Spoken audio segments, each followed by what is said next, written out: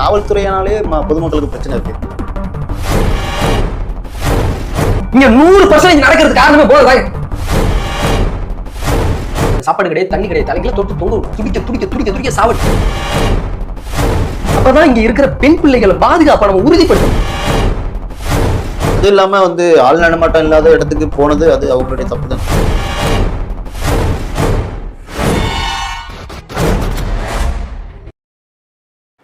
மக்களுக்கு வணக்கம். இன்னைக்கு அரசியல் பழக நிகழ்ச்சியில தொடர்ந்து நம்ம அரசியல் கருத்துக்களை பகிர்ந்துட்டு வந்துட்டு இருக்கோம். இன்னைக்கு கோவையில பாத்தீங்கன்னா ஒரு துயரமான சம்பவம் நடந்திருக்கு. 3 பேர் கொண்ட குழு ஒரு பெண்ணை பாலியல் வன்கொடுமை செய்திருக்காங்க. அதை பத்தி தான் நம்ம கூட இணைந்திருக்காரு MS சரத்லி. அவரோட நம்ம பகிர போறோம். வணக்கம். இன்னைக்கு கோவையில ஒரு மிக துயரமான சம்பவம் நடந்திருக்கு. பாலியல் வன்கொடுமை. இது இப்ப மட்டும் இல்லாமல் இதுக்கு முன்னாடியும் தமிழ்நாட்டில் தொடர்ந்து நடந்துகிட்டு தான் இருக்கு. இந்த பாலியல் வன்கொடுமைங்கிறது இது தொடர்ந்து நடந்துகிட்டே இருக்கு. இன்னைக்கு கோவையில் நடந்திருக்கு. ஆக்சுவலா அங்க என்ன நடந்துச்சு? ஆக்சுவலா இங்க என்ன நடந்திருக்குன்னு பாத்தீங்கன்னா அந்த பெண் மதுரையை சேர்ந்த ஒரு பெண் கல்லூரி படிப்புக்காக கோவைக்கு வந்திருக்காங்க. கோவையில் பிஜியில் தங்கி காலேஜ் போயிட்டு இருந்திருக்காங்க. ஒரு ஆண் நண்பரோட பழக்கம் ஏற்பட்டிருக்கு.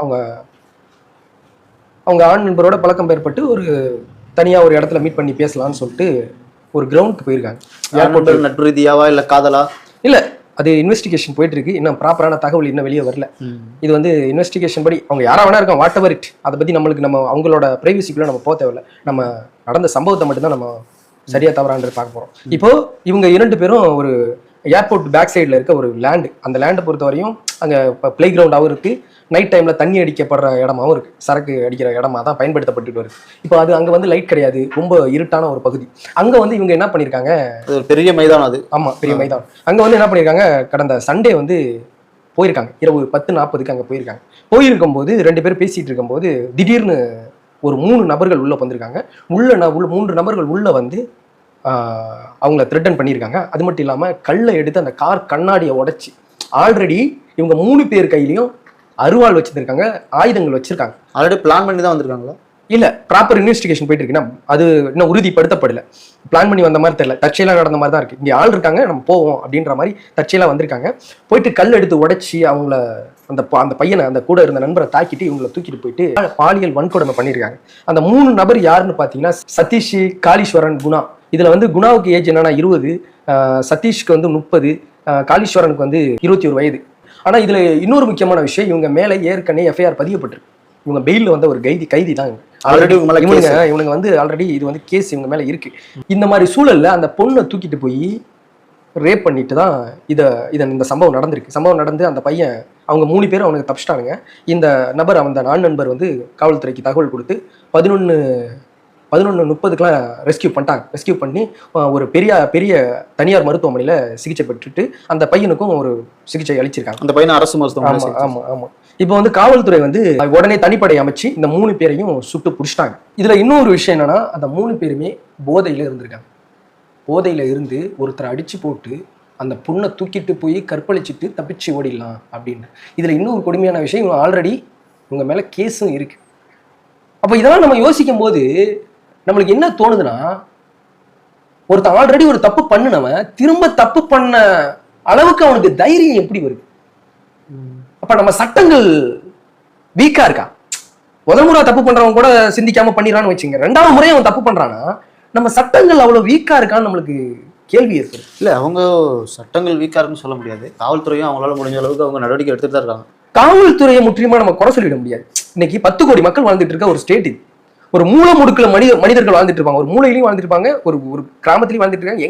எல்லா இடத்துலையும் பரவிதான் மக்கள் வாழ்ந்துட்டு இருக்காங்க. எல்லா இடத்துலையும் காவல்துறை நிக்கணும்னா எப்படி முடியும்? சாத்தியமா? அது இல்லாம ஆள் நடமாட்டம் இல்லாத இடத்துக்கு போனது அது அவங்களுடைய தப்பு தானே. தப்புன்னு எப்படி சொல்ல முடியும்? அது அவங்களோட இண்டிபெண்டன்ட். தட் இஸ் அ பிரைவசினா. இதுதானே நாடு. அப்ப சுதந்திர நாடுன்னு எதுக்காக சொல்லணும்? இந்த இடத்துக்கு போகக்கூடாது, இந்த இடத்துக்கு அப்போ வரக்கூடாது, இந்த இடத்துக்கு போகக்கூடாது, ஒரு மிருகத்தால ஆபத்து வரும், ஒரு ஆக்சிடென்ட் நடக்கிறது வாய்ப்பு இருக்குன்னு சொல்றது ஒரு நியாயமான விஷயம். ஒரு மனுஷனால ஒரு மனுஷனுக்கு ஆபத்து வருன்றது எவ்வளவு கேவலமான விஷயம். நம்ம எல்லாம் ஒரு சட்டத்திட்டத்துக்கு அடிபட்டு தானே வாழ்ந்துட்டு இருக்கோம், கட்டுப்பட்டு தானே வாழ்ந்துட்டு இருக்கோம். இந்த இடத்துல ஒரு ஆபத்தான நிலை இருக்கு, இந்த குளத்துக்கிட்ட போய் நிக்காதீங்க, இந்த மலையில போய் நிக்காதீங்கன்னு சொல்றது ஒரு சரியான விஷயம்.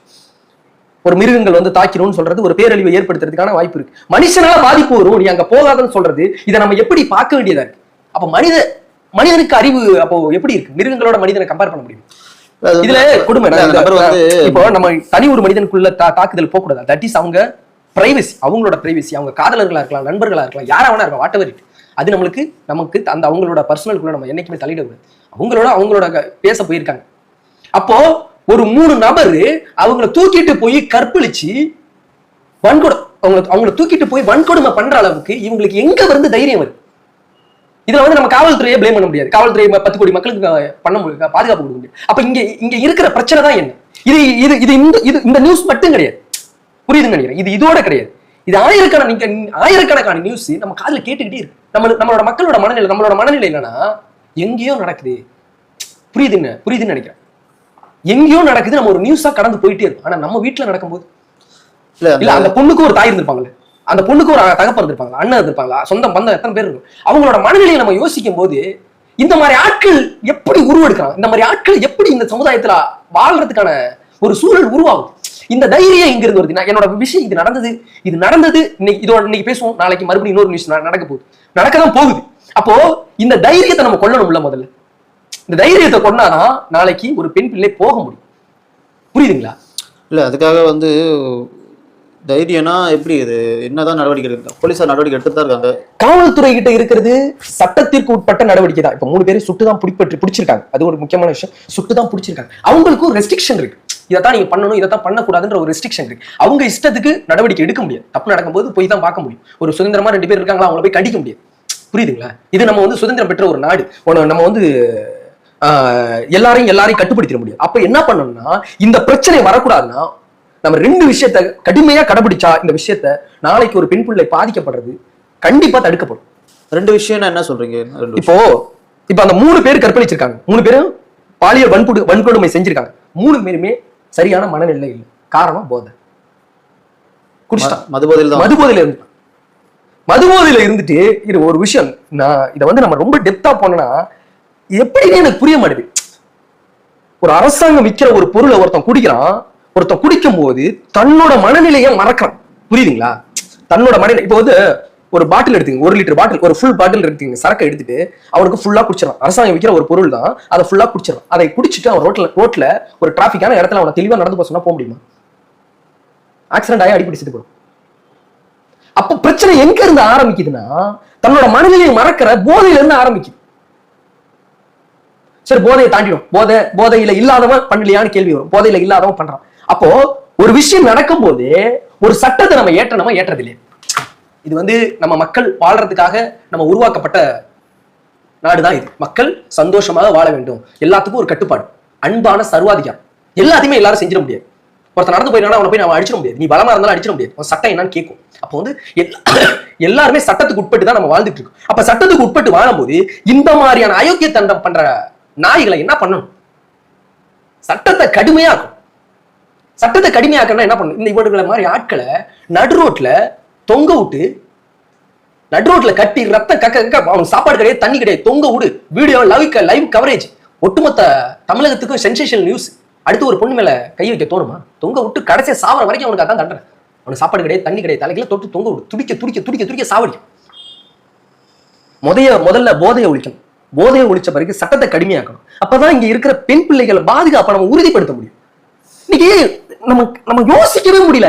வீட்டுல இருக்க பெண் பிள்ளைய அனுப்பி வைக்க முடியல, வெளியில ஹாஸ்டல்ல படிக்க வைக்க முடியல. யோசிக்கிறான், பயப்படுறான். குழந்தை பெத்துக்க யோசிக்கிற நிலைமையை இந்த சமுதாயத்தை நம்ம உருவாக்கிட்டே இருக்கோம். வருமுன் காப்பது தானே நல்லது. நம்ம வர்றதுக்கு முன்னாடி காக்கணும்ல. அதை விட்டுட்டு நடந்துகிட்டே இருக்கு, வலிக்குது, ரொம்ப கஷ்டமா இருக்கு. நம்ம எதை நோக்கி பயணிக்கிறோம்ன்ற வேதனையா இருக்கு. நம்ம 2025 இருக்கு. இன்னைக்கு ஒரு பொண்ணுக்கு பாதுகாப்பு இல்லைன்னு நினைக்கும் போது ரொம்ப கேவலமா இருக்கு. ஆனா பிறந்த ஒவ்வொருத்தரும் தலைகுலியும். இப்போ இதோட இது முற்றுப்புள்ளி ஆகாது. புரியுதுங்களா? இதோட முற்றுப்புள்ளி ஆகாது, மறுபடியும் தொடரும். அப்போ இங்க ஒரு மனிதனுக்கு ஒரு மிகப்பெரிய ஒரு சட்டத்தை இங்க ஏற்றணும். தனி ஒழுக்கத்தை கடைபிடிக்கிறதுக்கான சூழலை இங்க உருவாக்கணும். காவல்துறை மேல எந்த ஒரு குறையும் நம்ம சொல்ல முடியாது. அவங்க வேலையை செஞ்சுட்டு இருக்காங்க தான் சொல்றீங்க. காவல்துறையானாலே பொதுமக்களுக்கு பிரச்சனை இருக்கு. என்ன காவல்துறைக்கால பிரச்சனை இருக்கு? இப்போ அஜித் குமார் லாக்அப் எடுத்து காவல்துறையால தானே காவல்துறை லாக்அப் எடுத்து காவல்துறை வந்து எப்படி பாருங்க, எல்லா இடத்துலயும் பிரச்சனை இருக்கு. இங்க பிரச்சனை இல்லாத இடமே கிடையாது. 85,000 போலீஸ் இருக்காங்க. ஒரு 4 பேர் பண்ண தப்புனால ஒட்டுமொத்த போலீஸையும் நம்ம சொல்லிட முடியாது. ஒரு சமுதாயம் இருக்கு, ஒரு ஜாதி சார்ந்து இருக்கு. 4 பேர் தப்பு பண்றாங்க, ஒட்டுமொத்த ஜாதியையும் சொல்ல முடியாது. பட் தமிழ்நாடு இருக்கு, தமிழ்நாட்டுல ஒரு 4 பேர் ரேப் பண்ணிட்டான். அப்ப கர்நாடகக்காரன் சொல்றான், கர்நாடகா சொல்றான் தமிழ்நாட்டுக்காரன் ரேப் பண்ணுவான்னு சொன்னா நம்மளுக்கு எப்படி வலிக்குமா வலிக்காது? நீயும் தமிழ்நாட்டுக்காரன், நானும் தமிழ்நாட்டுக்காரன். எவனோ ஒரு நாள் நாய் செய்யறது ஒரு செய்யறவனோட போயிட்டு நம்ம எல்லாத்தையும் கம்பேர் பண்ண முடியாது. அதே மாதிரி தான் காவல்துறை செஞ்சாங்கன்னா அது அவங்க தனிப்பட்ட ஒரு 4 பேர் செஞ்சாங்கன்னா அது அவங்களோட தப்பு. சொன்ன மாதிரி தான் கடுமையான தண்டனைகள், தண்டனைகள் கடுமையானால்தான் தப்புகள் குறையும், குற்றங்கள் குறையும். நீ இங்க பாருங்க, ஒரு பொண்ணு கழுத்துல செயின் அறுத்துட்டு போற நிலைமை இங்க இருக்குங்க. ஒரு பைக்கை நிறுத்தினா தூக்கிட்டு போற நிலைமை இருக்குங்க. 10 மணிக்கு மேல மூட்டை பூட்டிட்டு உள்ள படுத்து பாதுகாப்பா இருக்கணும்ன்ற பயம் இருக்குங்க. ஒருத்தவங்க வீட்டு உள்ள தனியா விட்டுட்டு போக முடியலங்க, அப்ப பயப்படுறாங்க. உண்மை பயம், ஒரு மக்களை பயத்துல வச்சிருக்கிறது எவ்வளவு மோசமான சூழல் தெரியுமா இது? ஒரு விஷயம் நம்ம டெப்தா போகணும். இந்த விஷயம் தாங்க, போதையை முதல்ல ஒழிச்சு இந்த இங்க சொல்ற அத்தனை பேர் என்ன சொல்றாங்கன்னா போதை சாராயம் இருக்கு, கஞ்சா இருக்கு, இப்படி இருக்கு. இப்ப இந்த சாராயத்தினால அரசாங்கத்துக்கு இத்தனை கோடி ரூபாய் வருமானம், ஒரு 60,000 கோடி வருமானம் வருது அப்படின்னு சொல்லிட்டு சொல்றாங்க. ஆமா, அதை வச்சுதானே மக்களுக்கு இலவசங்கள்லாம் வழங்குறாங்க. வருமானம் இப்போ கவர்மெண்ட்டுக்கு இது பொதுப்படையா வந்து அரசியல் தலைவர்கள் சொல்றது, அதை வச்சு நாங்க வருமானம். ஏங்க ஒரு விஷயம் நான் ரொம்ப இதா சொல்றேங்க, 60,000 கோடி வருமானம் சொல்றது நீங்க வெளிநாடுகளுக்கு ஏற்றுமதி பண்ணப்பட்ட அந்த 60,000 கோடி உள்ள வந்துச்சா? இல்ல, மக்கள் கூலி வேலை பார்த்து சம்பாதிக்கிற பணத்தை டெய்லி எடுத்துட்டு வந்து குடிச்சு அந்த காசு வருது. புரியுதுன்னு நினைக்கிறேன். இப்ப எங்க இருந்து வருது? இது மக்கள், இது வந்து ஒரு குடும்பம்னு வச்சுக்கோங்க. இது வந்து அரசாங்கம், இது மக்கள், அந்த குடும்பம். இது அப்பா, இவன் மகன், அப்பன்ட்ட இருந்து மகன்கிட்ட இருந்து அப்பன்ட்ட பணம் போகுது. மகன் இலவசன்ற பேர்ல இல்ல சலுகைன்ற பேர்ல அப்பன்ட்ட இருந்து மறுபடியும் மகன்கிட்ட பணம் வருது. இப்போ இங்க உழைப்பு எங்க இருக்கு? புரியுதுங்க, முன்னேற்றம் எங்க இருக்கு? இந்த பணம் இங்க வருது, இந்த பணம் இங்க வருது. நீ இலவசன்ற பேர்லயும் இல்ல நம்ம சலுகைன்ற பேர்லயும் நீங்க கொடுக்குறீங்க, அதே இங்க இருந்து பெறுறீங்க. இது எப்படி வளர்ச்சி ஆகும்? வளர்ச்சின்றது என்ன? இப்போ இந்த 60,000 கோடியை நம்ம ஈட்டணுன்றதுக்காக நீ சாராயம் வைக்க வேணாம், நீ வரியா போட்டு வாங்கிக்கலாமே மக்கள்கிட்ட. பல தாய்மார்கள் வந்து நல்லா இருப்பாங்க, பல பெண் பிள்ளைகள் நல்லா இருப்பாங்களே. இங்க 100% நடக்கிறதுக்கு காரணமே போதைதாங்க. போதையை தவிர்த்தாதாங்க. போதையை தவிர்த்துட்டு கடுமையான சட்டங்களை ஏற்றணுங்க. இங்க நீங்க போதையை நிறுத்திட்டா அடுத்து வர தலைமுறைக்கு போதை என்னன்னு தெரியாம போயிடுங்க. நீங்க கஞ்சான்ற ஒரு பழக்கம் பெரிய லெவல்ல பேசப்பட்டு வருது. கிராமப்புறங்கள்லாம் வந்துருச்சு கஞ்சா, கட்டுப்படுத்த முடியல. அவன் பண்றது அவனுக்கே தெரிய மாட்டேங்குங்க. இதை வந்து இங்க பாருங்க, இதை வந்து இது என்ன வேணா இதை பாக்குற அதிகாரிகளா இருக்கலாம், இல்ல சமூக போராளிகளா இருக்கலாம், இல்ல உச்சத்துல உள்ள அரசியல் தலைவர்களா இருக்கலாம்.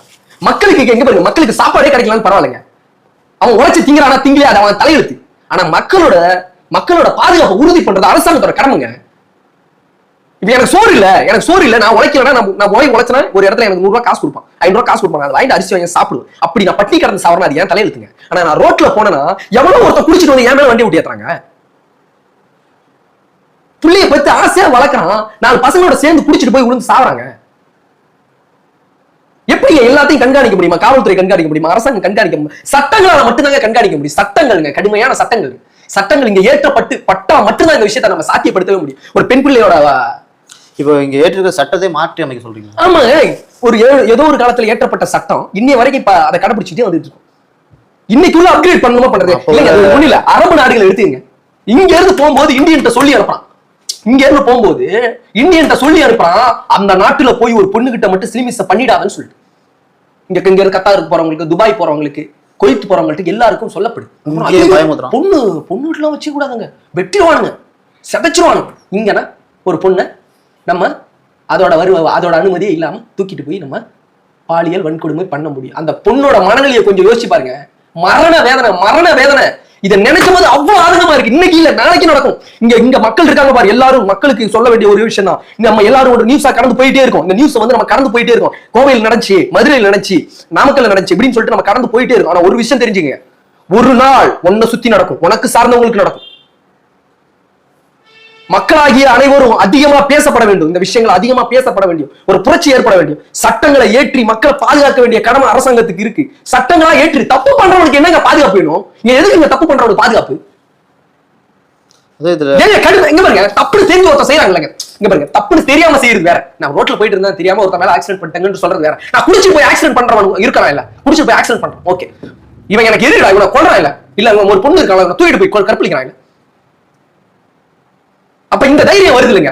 தப்புன்னு தெரிஞ்ச செய்யறவனுக்கு தண்டனை மட்டும் பாரபட்சம் பார்த்து கொடுக்கணும். நம்ம ஜெயில போயிட்டு வந்துட்டாங்க, மறுபடியும் அவன் தப்பு செய்ய துணியது இல்லை. இந்த மூணு பரதேசி நாய்களும் இந்த 3 பேரும் ஆல்ரெடி கொலைகேஸ் இருக்கு மேல, திருட்டு வழக்கு, கொலை வழக்கு போன்ற நிறைய. அப்ப தப்பு செஞ்சு தண்டனை அனுபவிச்சு பெயில் வாங்கிட்டு ஒருத்தன் வர முடிஞ்ச ஒருத்தனால திரும்ப முடியாம மறுபடியும் இந்த பிரச்சனையை பண்றானா அவனுக்கு என்ன இந்த சட்டத்து மேல எப்படி பயம் இருக்குன்னு கேட்கிறேன். இந்த சட்டத்து மேல பயம் இருந்தா அவன் திருப்பி படிப்பாங்க. ஐயோ ஆல்ரெடி நான் போட்டு ரொம்ப கஷ்டப்பட்டு வந்துட்டேன், நான் மறுபடியும் தப்பு பண்ணி போனா என்ன முடிஞ்சு போச்சு, என் வாழ்க்கை முடிஞ்சு போச்சு, ஐயோ என்னால முடியாதா, நான் இதெல்லாம் ஐயோ வேணாண்டா மனசுக்குள்ள தோணணும் இல்லைங்க. இங்க எனக்கு பாமரனுக்கு தாங்க பயம் இருக்கு. அப்போ வந்து இந்த கிரைமை வந்து குறைக்கணும்னா வந்து மது ஒழிக்கணும், சட்டங்களை மாற்றி அமைக்கணும். இங்க இந்த பிரச்சனைக்கான தீர்வு காணனா கண்டிப்பா இதை நம்ம நிறைவேற்றினா மட்டும்தான் முடியும்.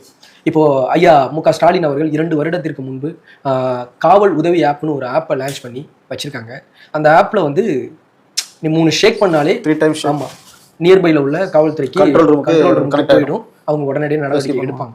ஐயா இங்க முதல்வர் அவர்களுக்கும் நம்ம வைக்கிற வேண்டுகோள் என்னன்னா, நம்ம வந்து தப்பு பண்றவனை நீங்க தண்டிக்க ஆரம்பிச்சிட்டாலே இந்த பிரச்சனையை நம்ம வந்து குறைச்சிடலாங்க. இப்போ அவர் இருக்காரு, முதல்வராக இருக்காங்க, அவங்க நினைச்சாங்கன்னா ஒரு விஷயத்த ஸ்டார்ட் அவுட் பண்ண முடியும். இந்த பிரச்சனை இனிமேல் நடக்கவே கூடாது. என் வீட்டு பெண் பிள்ளை தான் இவர் முதல்வர்னா, இவரோட பெண் பிள்ளைகள் தான் அனைவருமே. என் பொண்ணுக்கு நடந்தா நான் என்ன பண்ணுவேனோ அதே மாதிரி தான் மக்களுக்கு நடக்கும்போது அதை பண்ணணும். இப்போ ஒண்ணுமே இல்லைங்க. இப்போ முதல்வர் நினைச்சாரோ ஒரு சட்டத்தை ஏற்றார். என்ன சட்டத்தை ஏற்றார்? இனிமேல் ஒரு பெண்ணை கற்பழிக்கப்பட்டால் தலை துண்டிக்கப்படும், கை கால்கள் வெட்டப்படும், ஆண் உறுப்பு எடுக்கப்படும், இப்படின்னு ஒரு சட்டத்தை ஏற்றார். நான் மதுவை ஒழிச்சிட்டேன். ஐயா மக்கள் ஏழ்மையாவே இருந்துட்டு போறாங்க. ஐயா தப்பு கிடையாது. எனக்கு ஏழ்மை கூட பிரச்சனை இல்லை, நான் பெரிய மாடி வீட்டுல வாழ்னாலும் பரவாயில்ல, எனக்கு பெரிய அரிசி கொடுக்கலனாலும் பரவாயில்ல, இந்த போதன்ற ஒரு விஷயத்தை மட்டும் ஒழிச்சிட்டாங்கன்னு வச்சுக்கோங்க. இப்ப ஸ்டாலின் அவர்கள் போட்டு ஒரு கையெழுத்தை போட்டு ஒரு போதையை ஒழிச்சிட்டாங்கன்னா நம்மளுக்குலாம் கடவுள் மாதிரி தெரியும். அடுத்து வர தலைமுறைக்கு போதனா என்னன்னே தெரியாம போயிடும். இதெல்லாம் ஒரு அரசியல் தலைவர்கள், நம்ம பொறுப்புல உள்ள தலைவர்கள் பதவியில இருக்கும் போதே சில விஷயங்களை பண்ணி மக்களோட நலன் கருதி நாளை தலைமுறை பாதிக்கப்படுது. 10 வயசு பையன் கையில பாட்டில் போச்சு, 7 வயசுல சிகரெட் பிடிக்கிறான், பீடி குடிக்கிறான். இதெல்லாம் பார்க்கும்போது எனக்கு அப்படியே மனசு அப்படியே கொடுமையா இருக்கு. இது எல்லாருக்குமே தெரிஞ்ச விஷயம், தெரியாம இல்லை. பெத்தவங்களால கண்காணிக்கணும்னா அவன் போயிட்டு வெளியில பண்ணிட்டு வர விஷயத்தை எப்படி ஒருத்தன் கண்காணிக்கணும்? அப்ப வீட்டுக்குள்ளேயே ஒரு ரூமுக்குள்ளேயே பூட்டி வைக்கணும். அப்போ இதை வந்து மக்களை சரி பண்ணனா நாடு தான் சரி பண்ணணும், பதவியில இருக்க தலைவர்கள் தான் சரி பண்ணணும். நீங்க நினைச்சா இந்த விஷயத்த சரி பண்ணலாம். நாளை தலைமுறைக்கு இந்த மாதிரி ஒரு பிரச்சனை வராம முடிக்கலாம். உங்களை நம்பிதான் மக்களாகிய அனைவரும் இருக்காங்க, ஓட்டு போட்டு உங்களை தேர்ந்தெடுக்கிறாங்க. நீங்க வந்து மனசு வச்சு இந்த விஷயத்துங்களை முற்றுப்புள்ளி வைப்பீங்கன்னு நம்புறோம். ஓகே, தொடர்ந்து நம்ம இதை பற்றின கருத்துக்களை நீங்கள் பகிர்ந்துருக்கீங்க. அரசியல் பழக நிகழ்ச்சியில் வந்து இன்றைக்கி வந்து கோவை சம்பவத்தை பற்றி நம்ம நிறைய கருத்துக்களை வந்து சரத் அவர்களிடம் பகிர்ந்துருக்கோம். தொடர்ந்து அரசியல் பழக நிகழ்ச்சியை தொடர்ந்து பார்த்துக்கிட்டு இருங்க. நன்றி. நானும் வருவேன், தனி ஒருவனாய் படையெடுத்து